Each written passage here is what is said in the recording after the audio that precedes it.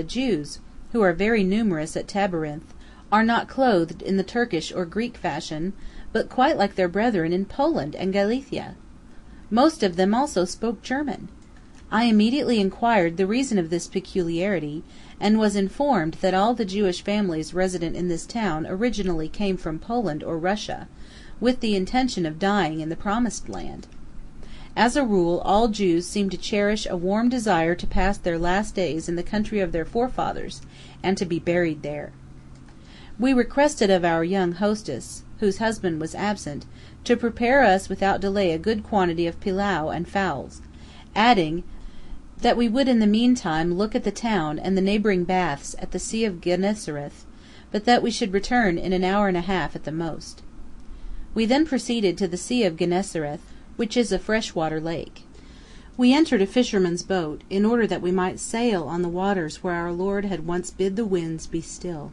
We were rowed to the warm springs, which rise near the shore, a few hundred paces from the town. On the lake all was calm, but no sooner had we landed than a storm arose, between the fishermen and ourselves. In this country, if strangers neglect to bargain beforehand for every stage with guides, porters, and people of this description, they are nearly sure of being charged an exorbitant sum in the end. This happened to us on our present little trip, which certainly did not occupy more than half an hour. We took our seats in the boat without arranging for the fares, and on disembarking offered the fishermen a very handsome reward. But these worthies threw down the money, and demanded 30 piastres, whereas, if we had bargained with them at first, they would certainly not have asked 10.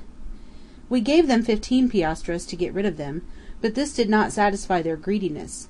On the contrary, they yelled and shouted until the Count's servants threatened to restore peace and quietness with their sticks. At length the fishermen were so far brought to their senses that they walked away, scolding and muttering as they went. Adjoining the warm springs we found a bathing house, built in round form and covered with a cupola. Here we also met a considerable number of pilgrims, mostly Greeks and Armenians from the neighbourhood, who were journeying to Jerusalem. They had encamped beside the bathing house. Half of these people were in the water, where a most animated conversation was going on. We also wished to enter the building, not for the purpose of bathing, but to view the beauty and arrangements of the interior, which have been the subject of many laudatory descriptions, but at the entrance such a cloud of vapour came rolling towards us that we were unable to penetrate far. I saw enough, however, to feel convinced that in the description of these baths poetry or exaggeration had led many a pen far beyond the bounds of fact. Neither the exterior of this building, nor the cursory glance I was enabled to throw into the interior, excited either my curiosity or my astonishment. Seen from without, these baths resemble a small-sized house, built in a very mediocre style, and with very slender claims to beauty. The interior displayed a large quantity of marble, for instance in the floor, the sides of the bath, etc. But marble is not such a rarity in this country that it can raise this bathing kiosk into a wonder building, or render it worthy of more than a passing glance. I endeavour to see everything exactly as it stands before me, and to describe it in my simple diary without addition or ornament. At 8 o'clock in the evening we returned tired and hungry to our comfortable quarters, flattering ourselves that we should find the plain supper we had ordered a few hours before smoking on the covered table, ready for our arrival. But neither in the hall nor the chamber could we find even a table, much less a covered one. Half dead with exhaustion, we threw ourselves on chairs and benches, looking forward with impatience to the supper and the welcome rest that was to follow it. Messenger after messenger was dispatched to the culinary regions, to inquire if the boiled fowls were not yet in an eatable condition.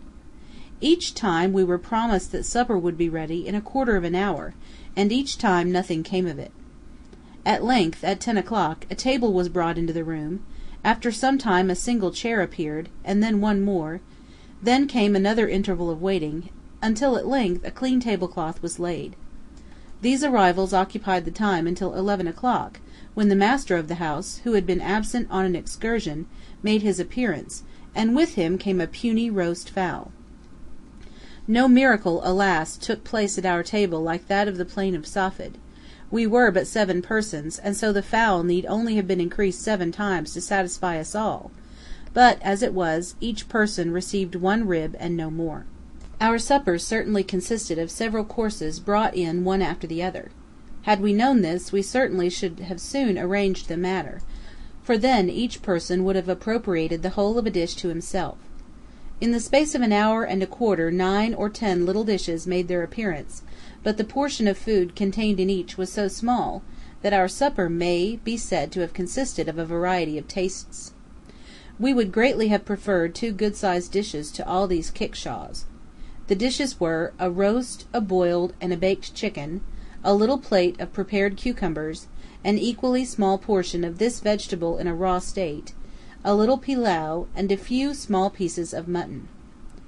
Our host kindly provided food for the mind during supper by describing to us a series of horrible scenes, which had occurred at the time of the earthquake.